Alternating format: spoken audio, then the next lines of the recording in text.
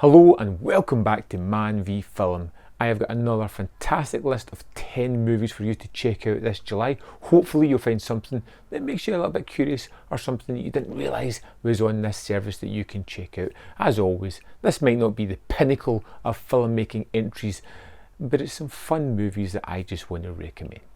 Let's get started. Number 10, Come to Daddy. Narvo's life has been, to put it lightly, difficult. Currently living at home with his mother, the troubled young man is coming off alcohol-related struggles. So when he receives an unexpected letter from his estranged father requesting a visit, Narvo catches a bus up to his dad's secluded and scenic waterfront home. Maybe reconnecting with his father will give Narvo the emotional fulfillment he's been lacking. But before long he notices something is rather off about his dad, an uneasy feeling triggered by inappropriate comments and a possible overdependence on booze. Come to Daddy is a movie you want to know as little as possible going into. That synopsis is basically the first few minutes of the movie. A man goes to meet his father and things happen. Sounds rather uneventful, but this movie has a lot to offer, and I really do feel that it's best going into it knowing nothing. You get a wonderful performance, or performances, by Elijah Wood and Stephen McHattie as the father and son. These two people reconnecting after a long period of time where they instantly fall into this rut of antagonising each other and just having these flippant comments, and everything just feels a little bit off, a little bit strange. But it will all make sense come the end of this movie, which is really worthwhile checking out. Number 9, Extracurricular.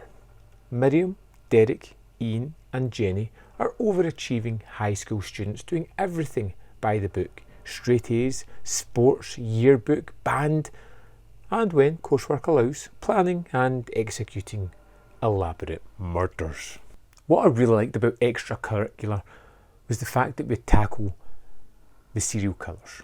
We follow them, we see them plan and execute these murders while being fantastic students, while towing the line 99% of the time. But to see this psychotic edge that they have, this catharsis of murdering people, is something that they do to relieve the stress of the school year. Some like it more than others, but this ragtag group are extremely fantastic at what they do, and this movie has a really wonderful ending as well. This is something that almost feels as if it's lumped into a typical slasher movie, but I think it's got a lot more to offer than just that.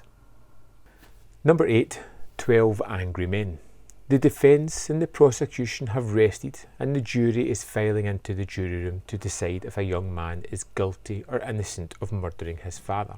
What begins as an open and shut case of murder soon becomes a detective story that presents a succession of clues, creating doubt and a mini drama of each of the jurors' prejudices and preconceptions about the trial. Now, if this was a list of best movies on Prime, this would be my number one, but I've got a feeling most of you have seen this one. If you haven't, you are in for a treat. 12 Angry Men is one of my favourite movies of all time. It's one I watch roughly once a year, and every time I do, I am riveted, captivated by these 12 men in the one room as this trial unfolds again in front of our eyes. You never see outside the room, you never know much about the men to start with, all you have is their juror numbers, but everything about them becomes crystal clear, their thoughts, their prejudices, the way they think about things. It is wonderfully staged and fantastically directed by Sidney Lumet. If you're one of the few people that hasn't seen it, please check this one out. Number 7, Child's Play.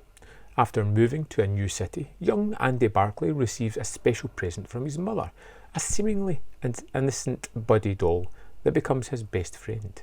When the doll suddenly starts to take on a life of its own, Andy unites with the other neighbourhood children to stop the sinister toy from wreaking bloody havoc. I have a lot of bias going into the Child's Play remake. I love the original. I love Brad Dourif. And I found this movie to be enjoyable. Not as great as that because I grew up with that other range, but this one tackles a different idea about technology running amok, how it takes over our lives. It has some wonderfully bloody sequences I may have liked a little bit more in this movie. It's got a great performance by Aubrey Plaza as the mother of Andy Barclay, and it has some really nice set pieces. I'd be kind of curious to see where they would take it in a sequel, and worth checking out if you haven't seen any of the Child's Play movies before. Number 6, Guns Akimbo. Miles is stuck in a dead-end job, still in love with his ex-girlfriend Nova. Unbeknownst to him, a gang called Schism is running a deadly competition within his city, in which complete strangers fight to the death for the entertainment of an online audience of millions. Miles soon finds himself caught up in the game and forced to fight in a battle to the death.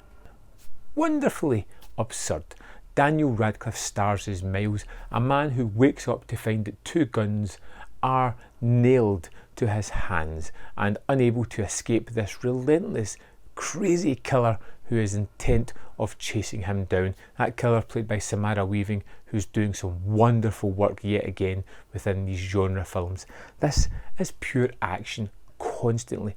It is visceral, it is exciting, kinetic, non-stop, and will not give you a minute to breathe.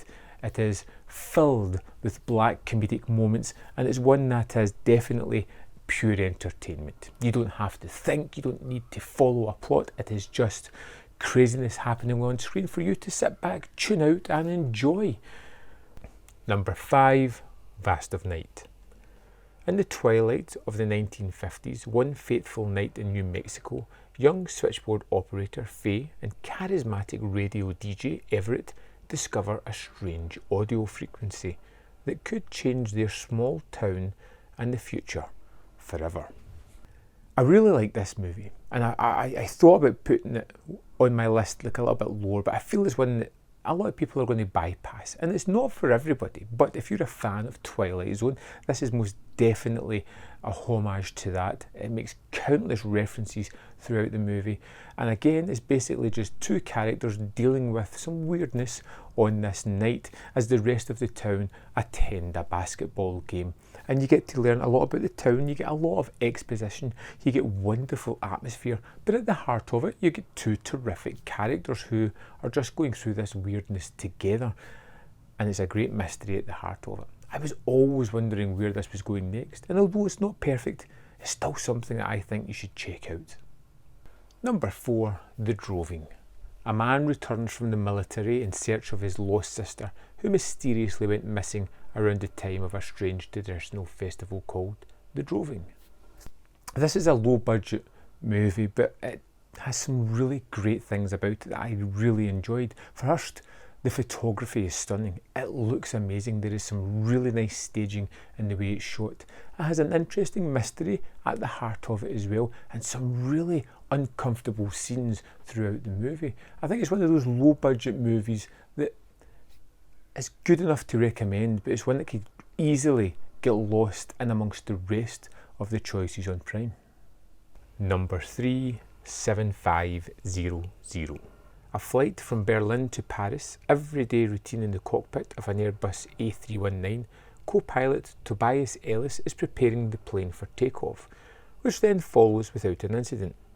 Then we hear shouting in the passenger cabin. A group of men try to storm the cockpit, among them 18-year-old Vita. A fight begins between the crew and the attackers, with the desire on the one hand to save individual lives and the other to avert an even bigger catastrophe. The cockpit door becomes a battleground. This 90-minute thriller stars Joseph Gordon-Levitt as Tobias, and it's wonderful, based within pretty much this cockpit throughout this full traumatic experience. It is wonderfully paced and set up and tackles things in a different way than I expected it to go, avoiding most of the usual tropes, but giving us a character who we can understand and reason with and look at his situation and the traumas that he has to put up with and the things that he really has to do for the greater good that are horrible in themselves. This is a fantastic, quick, easy thriller to watch, and one that I am so happy to have at my number 1 this month. I hope you like this one. Number 2, Crawl. Against all logic, the competitive swimmer Haley dives into the mouth of a furiously destructed Category 5 hurricane on a collision course with her hometown of Florida to check on her estranged father Dave. There, in the weather-beaten house amid a rapidly sinking and alligator-infested town, Haley and her father find themselves trapped in the labyrinth mess of their flooded crawl space, where a merciless pair of 6-metre predators is silently stalking them. Alexander Aja directs Crawl, and wow, what a movie. I had very low expectations going into this, and I found it to be absolutely thrilling, captivating, a movie that I was just drawn into, and it didn't let me go for that 90-minute runtime. It has great special effects, great characters, scares and thrills, danger with these gigantic alligators, and it's just so much fun. It starts off fairly sensible, by the end it's a little bit crazy, but you don't care because you're into the characters, you're into the situation, and you want to see them survive and what is going to happen next. Such a fantastically entertaining flick. Number 1, Knives Out. When renowned crime novelist Harlan Thrombey is found dead at his estate just after his 85th birthday, the inquisitive and debonair detective Benoit Blanc is mysteriously enlisted to investigate. From Harlan's dysfunctional family to his devoted staff, Blanc sifts through the web of red herrings and self-serving lies to uncover the truth behind Harlan's untimely death.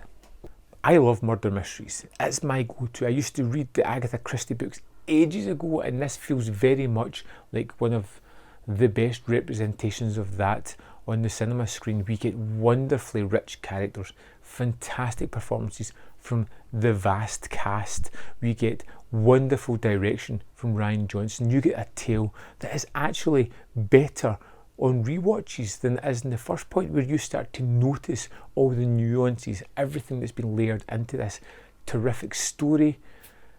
Absolutely wonderful characters.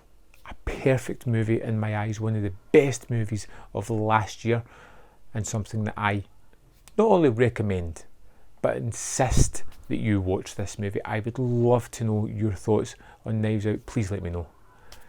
So there we have it, 10 movies for you to check out this month, and I hope you find something there that makes you want to go and check it out, to discover a movie that you might not have known was on there. If you have any recommendations, something you think should have been on my list, or something I have egregiously missed out, let me know in the comment box below, and I'll see you next time on Man v Film.